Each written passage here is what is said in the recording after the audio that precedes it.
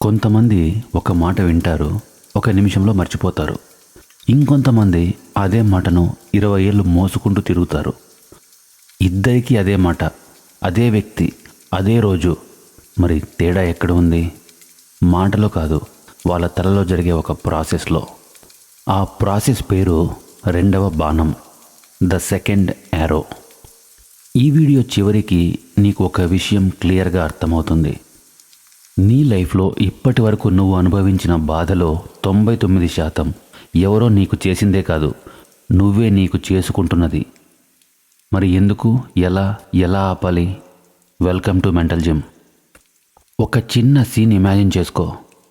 ఒక మనిషి రోడ్డు మీద నడుస్తున్నాడు. ఎక్కడి నుంచో ఒక బాణం వచ్చి అతని షోల్డర్లో గుచ్చుకుంది. బాధ, రక్తం, షాక్. ఇది మొదటి బాణం. దీనిలో అతని తప్పు లేదు. ఎవరో వదిలారు, అతను విక్టిమ్ అయ్యాడు.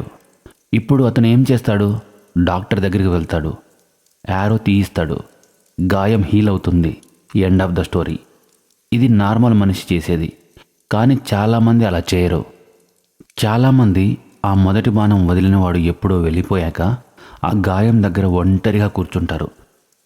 తమ పాకెట్లోంచి రెండవ బాణం తీస్తారు. వాళ్ళంతట వాళ్ళే ఆ గాయం తగిలిన చోట మళ్ళీ గుచ్చుకుంటారు. మళ్ళీ ఒక 20 ఏళ్ళు. ఈ రెండవ బాణం ఎవరు వదిలారు? నీకు నువ్వే వదులుకున్నావు. ఇది ఇంకొంచెం డీటెయిల్గా చూద్దాం. మొదటి బాణం ఫిజికల్. ఎవరో నిన్ను ఇన్సల్ట్ చేశారు, ఎవరో నిన్ను చీట్ చేశారు, ఎవరో నిన్ను వదిలేశారు, ఎవరో నీ బిజినెస్లో లాస్ తెచ్చారు. ఇది అవుట్ సైడ్ ఈవెంట్. రెండవ బాణం మెంటల్. ఆ ఈవెంట్ గురించి నువ్వు చేసే ఆలోచన. నేను ఎందుకు అప్పుడు అలా రియాక్ట్ అయ్యాను? వాళ్ళు నన్ను ఎందుకు అలా ట్రీట్ చేశారు? నాకే ఎందుకు ఇలా జరుగుతుంది? ఇప్పుడు వాళ్ళు సంతోషంగా ఉన్నారు, నేను ఎందుకు ఇంకా ఇలా ఉన్నాను? ఈ ఆలోచన ప్రతిసారి నీ తలలో రీప్లే అయినప్పుడు నీ బ్రెయిన్లో ఏం జరుగుతుంది? లిజన్ కేర్ఫుల్లీ, ఇది ఇంపార్టెంట్. మోడర్న్ న్యూరోసైన్స్ ఒక షాకింగ్ విషయాన్ని ప్రూవ్ చేసింది. ఎవరైనా నిన్ను బాధ పెట్టినప్పుడు నీ బ్రెయిన్లో అమిగ్డలా అనే పార్ట్ యాక్టివ్ అవుతుంది. స్ట్రెస్ హార్మోన్స్ రిలీజ్ అవుతాయి, హార్ట్ రేట్ పెరుగుతుంది. ఇది థ్రెట్ రెస్పాన్స్. ఈ రెస్పాన్స్ ఎంతసేపు ఉంటుందో తెలుసా? Just 90 seconds. 1 minute 30 seconds అంతే. 90 seconds తర్వాత ఆ కెమికల్స్ బాడీలోంచి క్లియర్ అవుతాయి. బ్రెయిన్ నార్మల్ స్టేట్కి రిటర్న్ అవుతుంది. ఆ ఈవెంట్స్ యొక్క బయోలాజికల్ ఇంపాక్ట్ ఓవర్ అవుతుంది. మరి నువ్వు 20 ఏళ్ళుగా ఆ గాయంలో ఎందుకు ఉంటున్నావు? చాలా సింపుల్. 90 seconds తర్వాత నీ ప్రీ ఫ్రంటల్ కార్టెక్స్ అంటే నీ థింకింగ్ బ్రెయిన్ ఆ ఈవెంట్ని టేక్ ఓవర్ చేస్తుంది. మళ్ళీ రీప్లే చేస్తుంది, అనలైజ్ చేస్తుంది, క్వశ్చన్ చేస్తుంది. ప్రతి రీప్లేకి నీ అమిగ్డలా మళ్ళీ ట్రిగ్గర్ అవుతుంది. మళ్ళీ స్ట్రెస్ హార్మోన్స్, మళ్ళీ పెయిన్. అంటే ఆ ఈవెంట్ ఎప్పుడో ముగిసిపోయింది, కానీ నీ బ్రెయిన్ ఆ గాయాన్ని ఫ్రెష్గా ఉంచుతోంది. ఇది ఒక సెకండ్ అర్థం చేసుకో.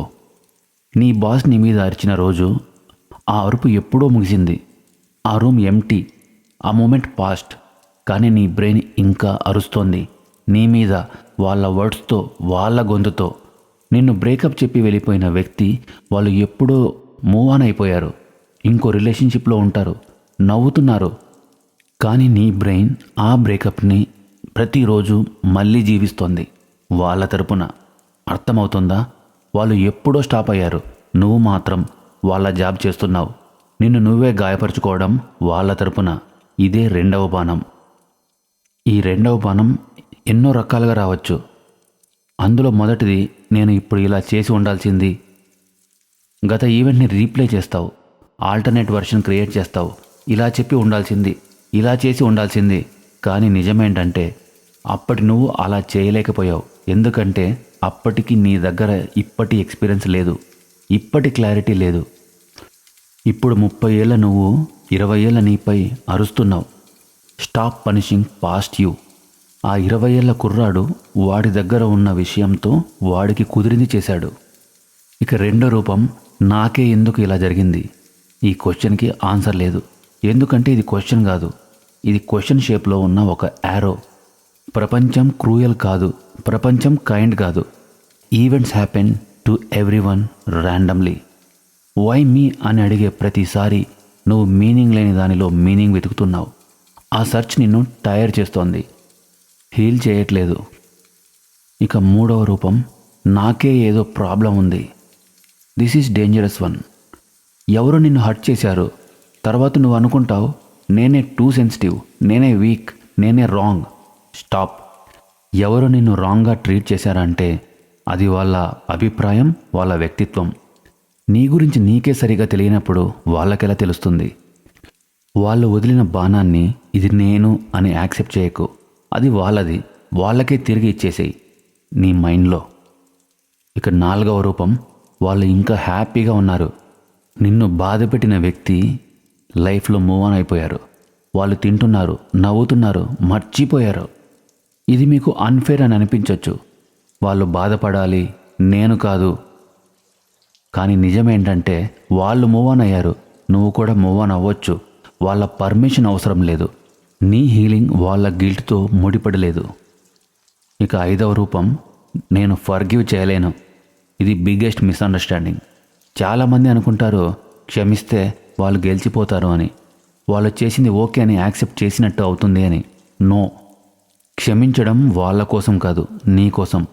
క్షమించడం అంటే వాళ్ళు చేసింది కరెక్ట్ అని కాదు. ఫర్గివ్ చేయడం అంటే ఈ గాయాన్ని ఇక నేను రోజు ఓపెన్గా ఉంచలేను అని.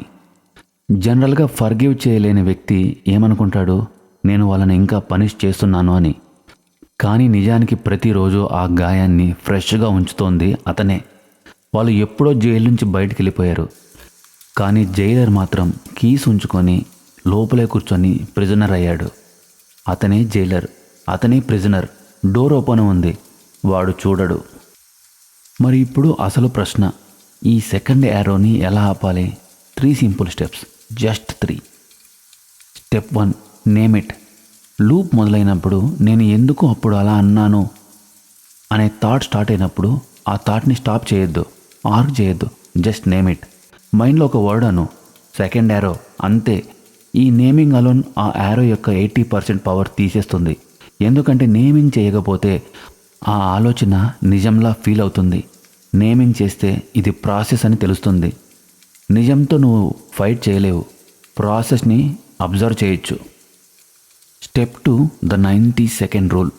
ఎవరైనా నిన్ను హర్ట్ చేసిన ఇమీడియట్ మూమెంట్లో 90 సెకండ్స్ వెయిట్ చేయి.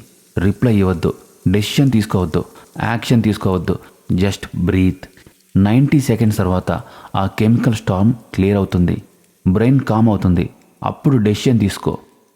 ఈ ఒక్క రూల్ నీ లైఫ్లో నువ్వు రిగ్రెట్ అవుతున్న 80% మాటలని, చేతలని సేవ్ చేస్తుంది.